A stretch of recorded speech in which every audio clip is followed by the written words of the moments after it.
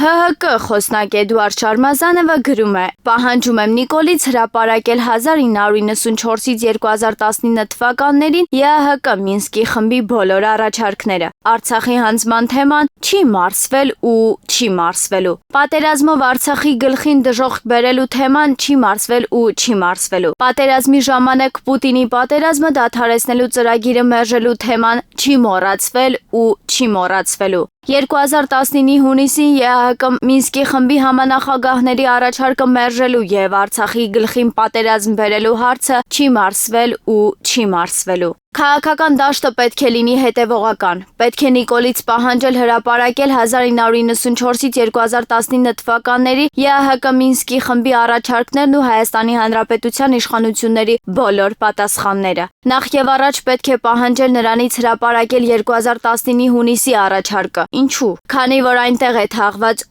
շանգլուխը։ Նիկոլը հրաժարվել է 2019-ի հունիսին ԵԱՀԿ Մինսկի խմբի առաջարկից, բերելով պատերազմ ու կապիտուլյացիա։ Այդ առաջարկով Արցախն ունենում էր միջանկյալ կարգավիճակ։ Հադրութն ու Շուշին, Ստեփանակերտն ու Մարտակերտը, Մարտունին ու Ճարտարը, Ասկերանն ու Մատաղիսը, Լաչինն ու Քելբաջարը մնում էին Արցախի վերահսկողության տակ։ Դադիվանքն ու Գանձասարը, Ամարասն ու Ղազանչեցոցը հայի Սուրբ Աղոթավայրն էին շարունակելու մնալ։ Արցախի ժողովուրդը կարող էր պարտադիր իրավական ուժ ունեցող հանրաքվեով որոշել իր վերջնական կարգավիճակը։ Ու ամենակարևորը, այդ ամենն արվելու էր առանց որևէ կրակոցի ու զոհի։ Ես պնդում եմ իմ ասածը, թող հրապարակի Նիկոլը ու բոլորդ կտեսնեք, որ նա մերժելով 2019-ի առաջարկը բերել է մահ, պարտություն ու հայրենազրկում։ Սա պետք է լինի ընդդիմադիր քաղաքական դաշտի գլխավոր պահանջներից մեկը, ու այս պահանջին պետք է միանան Արցախը հայկական համարող բոլոր հայրենիները։ Հրապարակել բանակցային փաստաթղթերը,